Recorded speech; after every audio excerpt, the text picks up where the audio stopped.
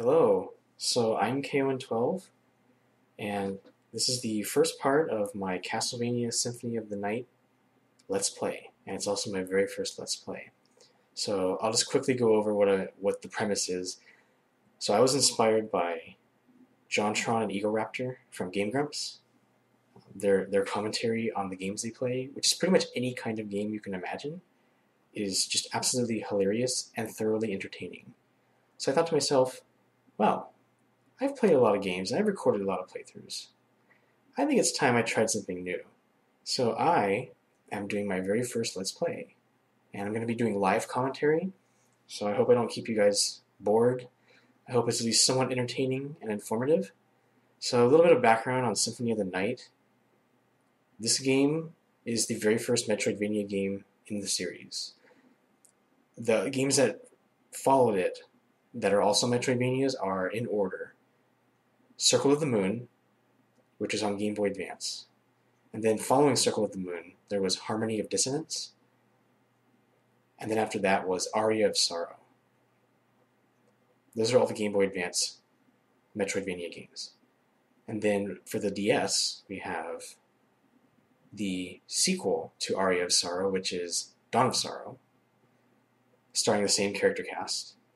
And then after that, we have Portrait of Ruin, which has two protagonists together, pretty much for the very first time in the series. And finally, we have Castlevania Order of Ecclesia, which stars the very first solo female protagonist in a Metroidvania game.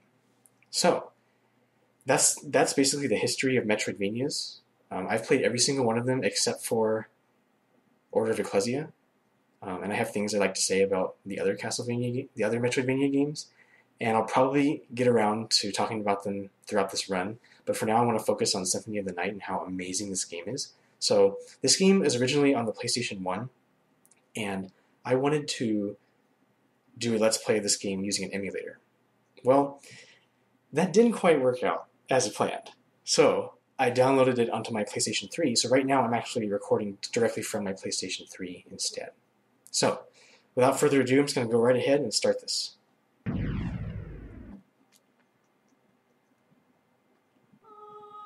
So a pretty typical selection screen of the menu. So I'll make a brand new game. Now I've never played this before on PlayStation 3, so you see I'm completely blank here. So let's just start. I'll just name myself KON. I love the noise it makes. Alright, so here we go.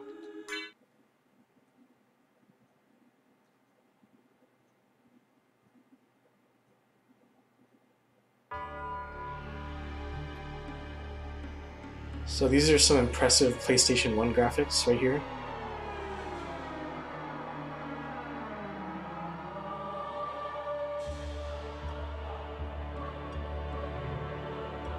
Nice shimmering on the water.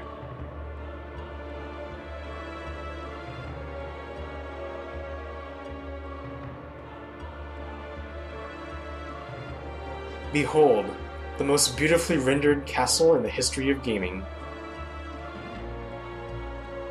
I'm just gonna go ahead and say right now, it looks a lot better on the inside. Just take my word for it.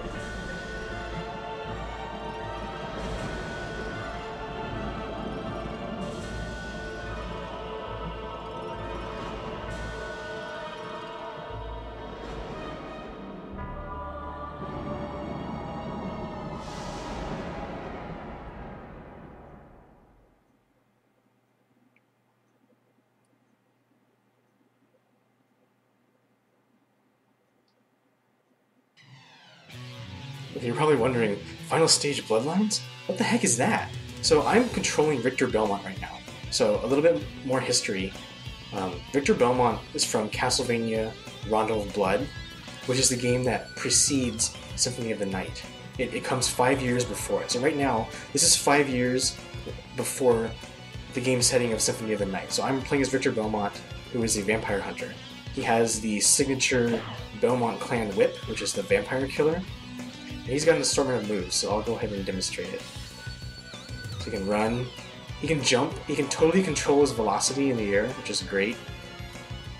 I know in Harmony of Dissonance, if you whip, just like in this game, if you whip, you're kind of stuck in the direction in the air you're going. So you can run. He's got a slide move. You can spam it. If you press it twice quickly, you actually do a cool little jump attack, which is nice. He has a backflip if you double tap the jump button. He also has this really hard to pull off but really cool move where you press up, down, forward, and attack. It's like a dash. I don't even know what that is, but you can do it in the air too. It's just kind of hard to do. So I'm going to show you a few cool things about this stage. You're about to go fight Dracula as Richter, but the outcome of the fight actually affects Alucard's mode. So depending on how well or how poorly you do against Dracula here, you will actually influence Alucard's stats or starting items, which is kind of nifty. So another thing is there's this cool hidden area that Alucard can actually access, but Richter can do it too. So I hit a secret switch. It lets me go up to this secret area. Richter also has this really high jump if you press down, up, and jump. You can spam that as much as you want. You can actually play as Richter through Alucard's mode if you beat the game once, and then enter your name Richter in the name screen, which is kind of cool. So I'm getting some hearts. So basically, the way this works is Richter is playing exactly as he does in Rondo of Blood. Basically what Richter does is, there's no start menu. If you press start, you actually just pause the game. There's no menu or anything, so Richter cannot use items. What he does have is sub-weapons. So if you see in the upper left corner, I have a red bar, which is my energy, my life. And then there's a number. In this case right now it's 57, and that represents the number of hearts, which is the number of times I can use my sub-weapons. So the whip is his primary weapon. His sub-weapon is, right now, it's the cross. So here I'm about to fight Dracula. And I'm going to use a really cheap way to beat him. I'm going to use the special move, also known as the item crush, for the sub-weapon Holy Water, which does immense damage, and you'll see. So this is the infamous Die Monster cutscene. So here we go. Die, monster! You don't belong in this world! It was not by my hand that I'm once again given flesh. I was called here by humans who wish to pay me tribute. Tribute? You steal men's souls and make them your slaves. Perhaps the same could be said of all religions. Your words are as empty as your soul. Mankind ill needs a savior such as you. What is a man? A miserable little pile of secrets. But enough talk. Have at you. So here we go. Here's the holy water. I'm gonna abuse it using the Hydro Storm special move.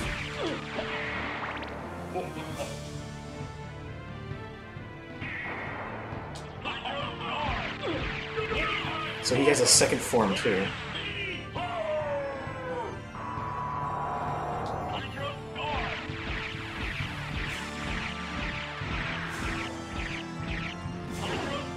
So I'm killing him pretty badly. There we go. No, it cannot be!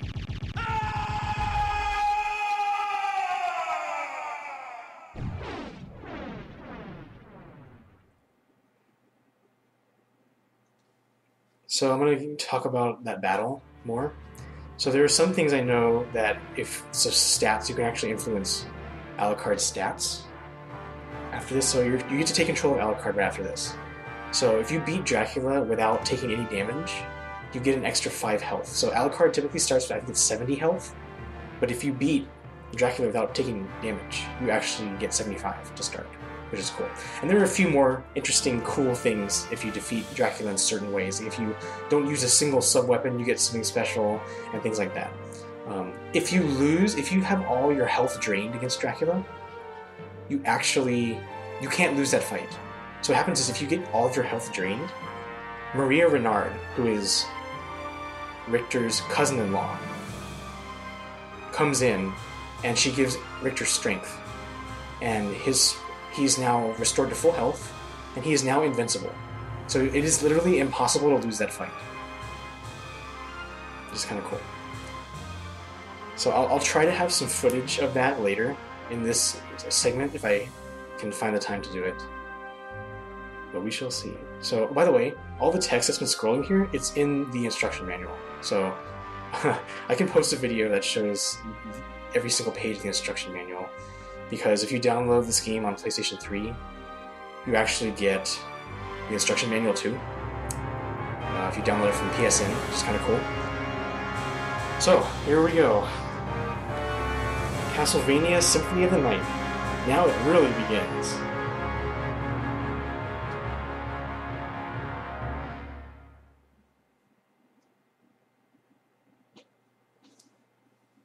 So Alucard is now storming the castle.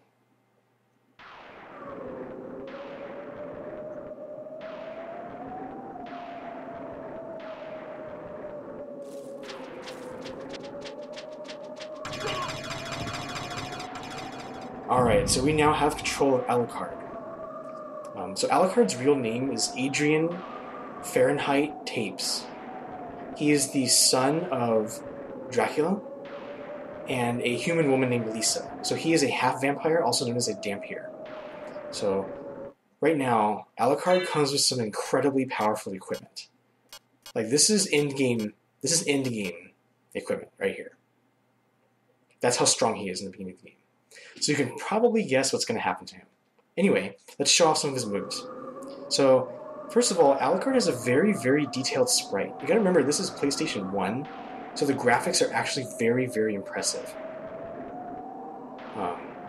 He has a special jump animation if he just jumps straight up, as opposed to jumping at an angle.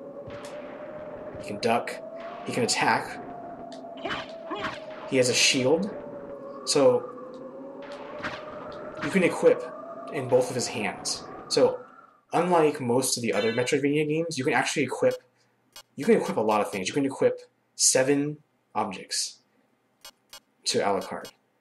And to use items, you have to actually equip them. So I have a neutron bomb in my inventory. So if I wanted to use it, I have to equip it first, and then I would have to throw it outside of this menu in the actual game. But we're not going to use it. So you can equip a lot more things than most protagonists in the other Metroidvanias can, which is kind of cool. So he starts with the Alucard sword, which is immensely powerful, and you can attack very, very quickly with it. He can also attack diagonally down, even in the air. Also, if you jump attack, his attack animation is cancelled when he hits the ground. So you can attack twice very quickly if you're good. With the Alucard sword, you don't really need to bother with it because it's so fast anyway. Now, he has a special move that's just with the Alucard sword. If you press down, forward, and attack, he does this special move where he teleports and attacks twice behind the enemy, which is pretty cool. Now, you'll notice Alucard has health. He has hearts as well, but his system is totally different. So his HP is shown just as a number instead of a bar, as opposed to Richter. His hearts are shown below his mana meter. So he has mana. Some of his special moves that he'll get, including this one, notice it consumes some mana. When he hits full mana, he usually glows in a blue glow like that. Yeah, just like that. So, what else does he have? He has a slide backdash move, and I'm going to be abusing this a whole lot because it's fast to run through the game with it. So, without further ado, we're going to go ahead and storm Dracula's castle, Alucard style.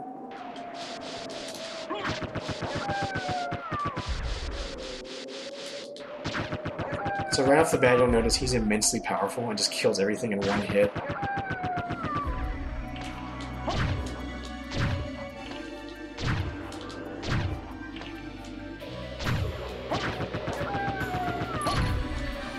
So yeah, he's very, very strong.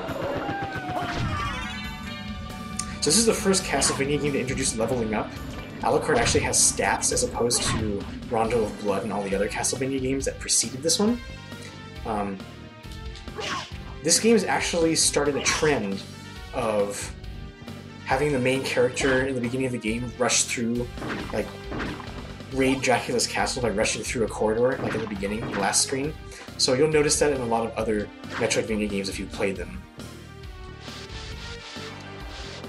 So, I'm about to meet Death, who's going to do something to me that's not very nice, and he's going to take all my equipment, which sucks. Now, there is a way to actually skip the cutscene, because Alucard has to walk in to actually have the cutscene happen. So if you get hit by one of these wolves, these big wolves, it bites you with enough force that if you get hit, you go flying diagonally upwards to the right. If you time it just right, you can actually angle yourself so you fly straight through the next area and skip Death's cutscene, which means you get to keep all these lovely equips, which is amazing. So, but we're not going to do that because that's kind of cheating and boring, so here we go.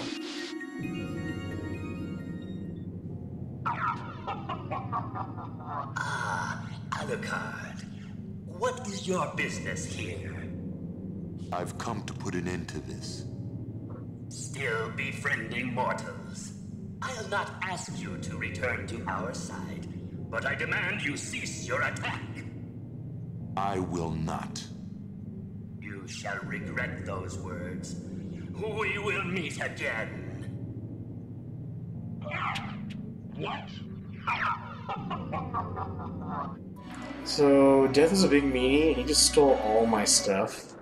So I'm literally naked, except I have a bomb and I have pot roast, so I'm set. I'm just kidding. So Alucard now can basically just punch and kick in the air, and punch in the air. He's pretty weak now, so yeah, Death is not very nice in this game. You get to have revenge on him later, so we'll cross swords later on, Death. So Alucard just punch. Just kind of weak. But I got a sword, which is great. So now I can actually attack with a sword at range. Which is kind of cool. So this red rust item is pretty bad. Those two enemies I just killed are scripted. Red rust actually decreases my attack. It's even weak. It's even stronger if I just equip empty-handed, which shows you just how weak the red rust really is. So you want to use the short sword to begin with. Now, so this is a save point. This is what all save rooms look like. So I'm going to go ahead and save right here by pressing up.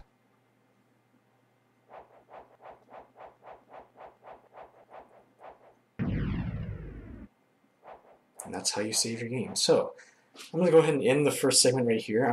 Hopefully I'll have some bonus footage after this that shows what happens if Richter loses all of his health against the fight against Dracula and has Maria come in to help him. So this is my first segment of Let's Play Castlevania Symphony of the Night. I hope you stick with me. I hope I keep this run exciting and entertaining in some ways, and informative as well. So thank you for watching, and please tune in next time where things get red hot. Thanks for watching.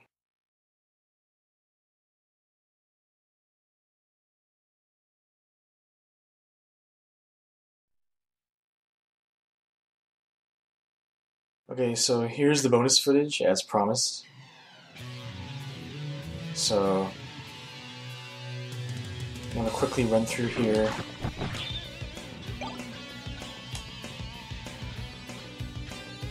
Get as many hearts as I can really fast to make this quick.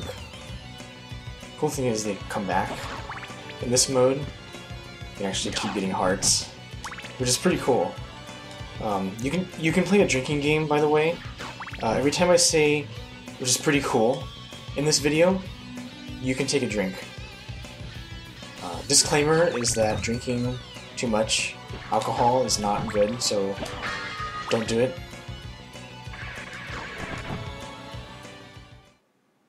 Die, monster. So you can't skip this scene. It was not You can by only my skip it after you hand beat the that I'm game once once. again given flesh. I was called here by humans who wish to pay me tribute. Tribute? You steal men's souls and make them your slaves. Perhaps the same could be said of all religions. Your words are as empty as your soul.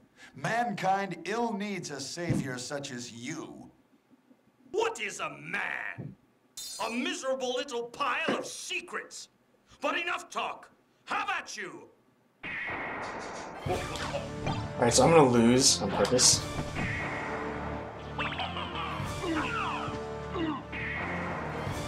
It might take a little bit of time, because Dracula takes a while.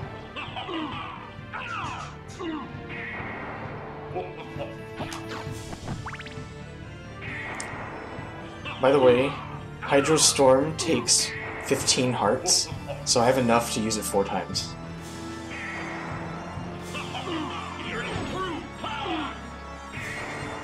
So I'm on the verge of death right now.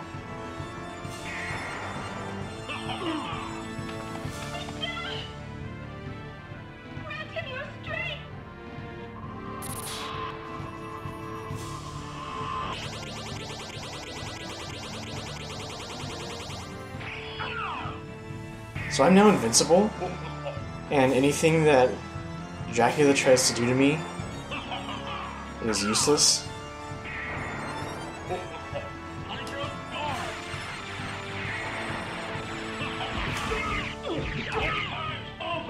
So now I'll kill him really fast.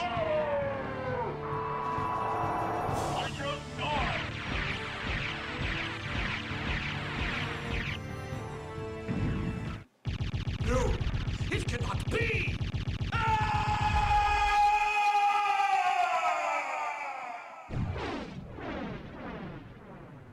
Bye bye, Dracula.